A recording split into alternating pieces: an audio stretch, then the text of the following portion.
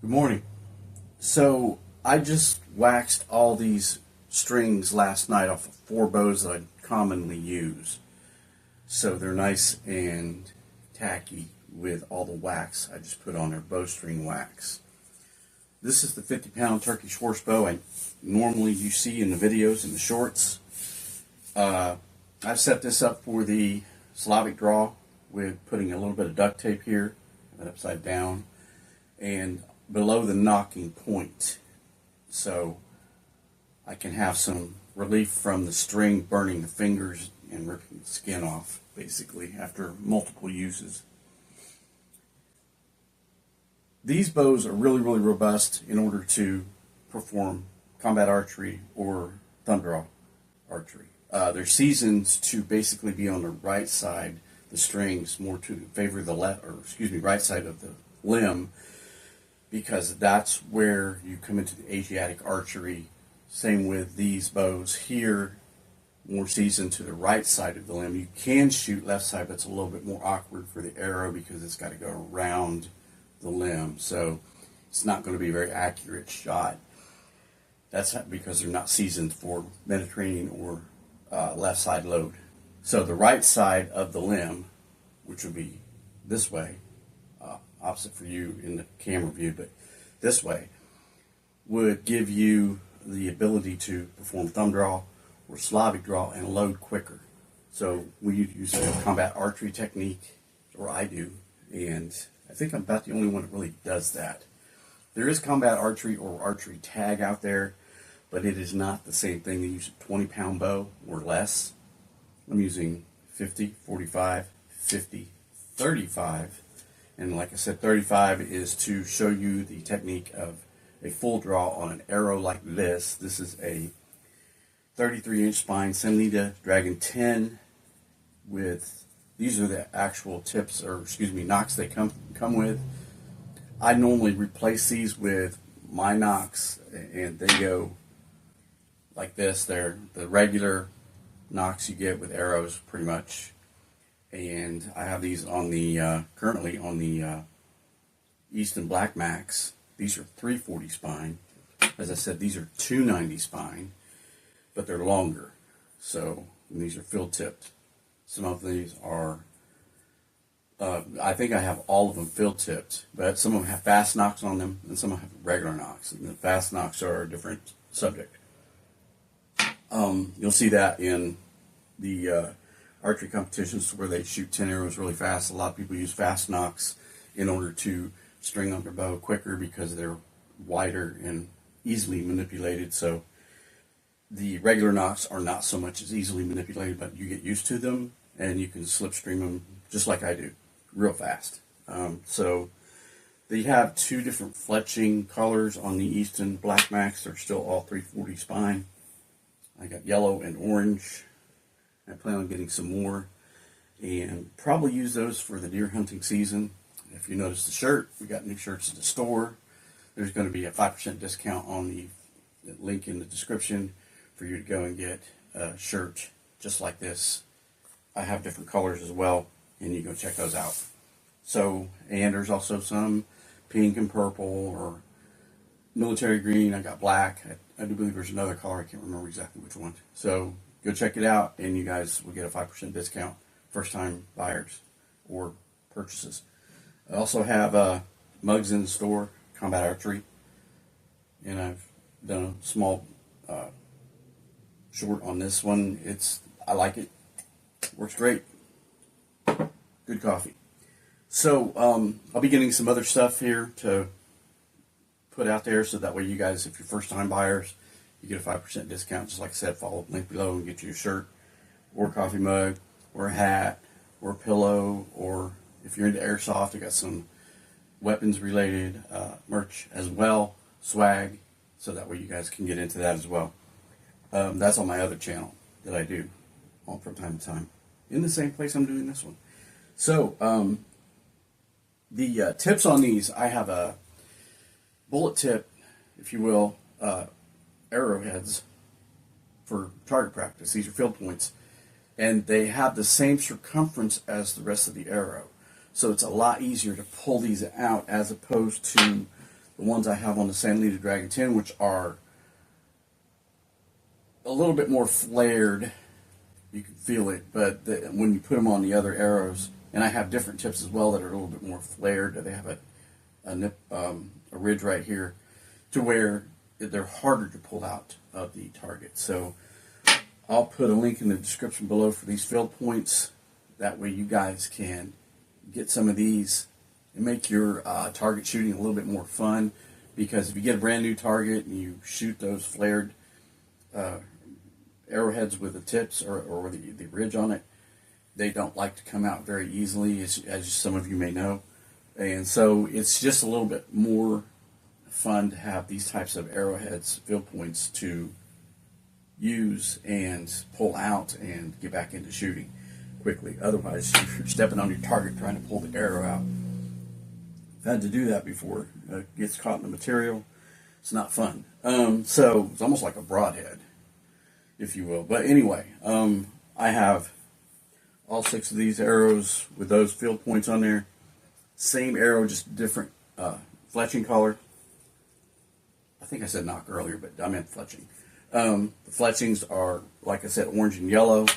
I haven't seen anything else. I will get some lighted knocks. I want to try that and see how well they work on these, because I can just pull these out, or I can actually pull these out of the San Lita Dragon 10s and put lighted knocks on these as well. But I have a couple fletching issues. Sometimes you hit the fletchings, you get such a tight group. I try to space the groups out a little bit, so that way I don't have that anomaly going on. We'll have to change this out with another fletching, because sometimes I break these, or I'll hit the back and just mushroom them, spread them out, and I'll just save the knocks, the knocks, I mean the fletchings, if I can. Sometimes I can, sometimes I can't. It just all depends. So this one here is damaged, but it still flies true for the 6-7 yards that I gotta shoot arrows indoors, outdoors. Super chilly today. It was like 40 some odd degrees last night. It's just now the sun's warming everything up, so it's about to kick 60. So no rain. Probably need some. It's pretty light brown grass right now, so we're not mowing anything for a while, that's for sure. So to know and understand your arrows is the best thing to get into understanding what you got going on. 290 spine, very good. I can use this up to probably a 70-80 pound bow, maybe. I want to get some 200 spine arrows. I will get those, and probably 100 spine arrows also will get those. Those are a lot more expensive. You only get 3 of them for like $70, depending upon where you go. There are some really serious arrows and arrowheads out there for stuff like that, for extreme game. So if you want to go hunt elk or moose, you would want a more extreme type of arrow shaft and broadhead to get those. If you wanted to go hunt pig, you'd probably want to use a crossbow with a 200 spine arrow or bolt. I'm not going to joke around with that, because the heavier bow you have on something like that is a lot of energy to pull back to shoot and possibly miss a moving target. So you would want to probably use a crossbow for hog hunting if you don't have or want to use, especially if you live in a rural area like this. I'm close to town when I'm outside the city limits. Still, you don't want to use a gun for that type of hunting. You'd want to use a crossbow. If you live in a much wider area like Texas or something like that, it would be easier to use a firearm of any kind. I know that helicopter hog hunts have fully automatic weapons that you can use, rent or whatever, and that's extremely expensive on that part, but unless you bring your own, then you can rent them and use a hog hunting technique that way. So, but back to this, using these arrows, knowing why you're using, especially in these situations, 340 spine, 350 spine. 500 spine is really a target arrow, and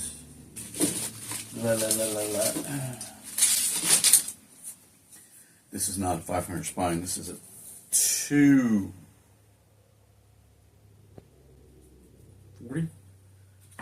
Can't remember. and or there it is, 500 spines. So you can really bend these. You can see that. And then what I'm doing here is I'm taking these arrows and I'm just simply checking them. If I hear anything, I know it's not good to shoot.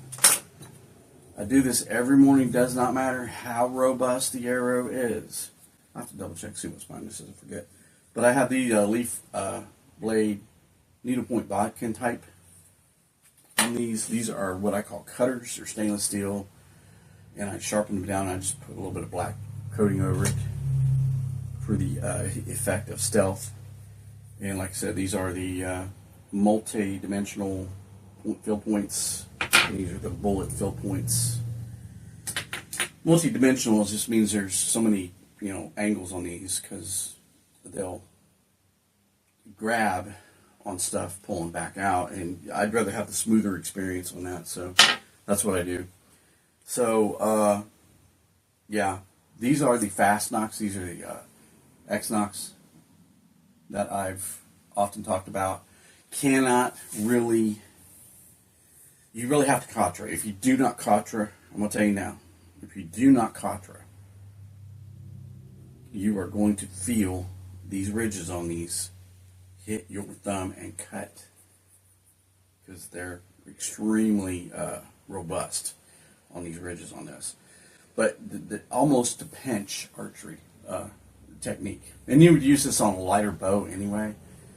30, 35 like this. You can almost pinch knock this and not grab the string, so you're just pinching, reloading, pinching. You do these really, really fast on that one regard. So the K nocks I have on the other arrows, and I want to get some Y nocks and some of the other type from Real. They have multiple different fast nocks, and I really like these. You just got to really katra out of the way quickly when you katra. You see me push off in some of the arrows, 3 arrows in 3 seconds or 4 seconds or 5 seconds even. So when you shoot these, when you release, you're pulling away, so that way you're not in the way of the fletchings, the limb of the bow, or the nock itself. In this case, this type of nock, because it's very, very painful. I'm going to do that way. And I've scarred myself quite enough, but that's the learning process of the technique of torque katra or down katra. It just all depends on what you're doing. Some people shoot like this, and I shoot like that because I'm pulling, and when I get back to that point, 27, 28, 29, 30 inches, pop. Okay, these are 31-inch spines. I do believe these are 30. These are the ones that you order, and they come from China, and they're black, and that's what you want for the stealth archery or assassin's archery that I do little videos on, cosplay, stuff like that. So anyway, arrows. There's so many different kinds of arrows. I can't even tell you. These are mutinies from, what the heck is the name of this one? Carbon Express. It's rubbed off. And this was a flu, which I still have a flu somewhere around here. I can't think of where it is. I have some wooden arrows as well. I really don't do wooden arrows too much. If I do, I wear an arm guard, and that's for safety. So this is a brass tip. This is the one, this is a 300 spine. This is the one I'll use when I shoot a can of Lysol. You've seen the videos, shorts where it's just everywhere. Or some type of air freshener I didn't like, I thought it would like. And I would shoot that because I'll be like, and it would be full. And it would be, the brass tip arrow is not going to be, it's not a ferrous metal, so it won't spark and cause a flame out or explosion of stuff. So I shoot those outside. So I use this arrow. It's a thinner, or it's not micro, but it's definitely a thinner tube. So I cannot put any of my nocks on this one. So I have to keep this knock on there. I wanted to put a black one on here because I put black fletchings because every time I took this helical flu is what it was. So it would be wrapped around in a spiral, and you would have when I'd shoot it with other arrows, it would hit the knock of the other arrow and pull the little boa-looking feathers out. So if you ever seen somebody wear a boa, that feathery thing that women wear, most women, would wear something like that. It'd be kind of feathery. It would be feathers like that. But they would be wrapped in a helical fashion, like a corkscrew, and you would have pieces of the helical fletching in the knock of another arrow. So it would be pulling them out, and it would be kind of bare. So it started to get kind of less different or more less accurate, I would say, maybe, because the fletchings would be missing or whatever. It wouldn't be as accurate as what you think. And I like these. I like this idea, and I'm going to get some more like this. But they're so expensive. This is the most expensive arrow I have. It's like $15 for this one, just one arrow, and it comes in a big box. I should have gotten 3 or 4, but like I said, you get 6 of these, you're spending over $100. So, but they're good arrows. They're made for target shooting, not really for hunting, but you can use them for hunting. You can use any arrow for hunting. You can make your own arrows for hunting. You just got to know your spine. You just got to know what you want to use it for. And so, like I said, this one is a target arrow, but you can use it for hunting. If I wanted to put a field point on here, and I have, or excuse me, field point, broadhead, but I have put broadheads on here before. So, they were broadheads like this, and I split arrows with this. So, I haven't done an arrow splitting video in I don't know how long. That target's pretty ragged, so I'm going to go snatch up a new target probably this week to replace that target. But before I replace that target over here, I'm going to use probably either this one or another arrow and do it wood arrow splitting because I have wood arrows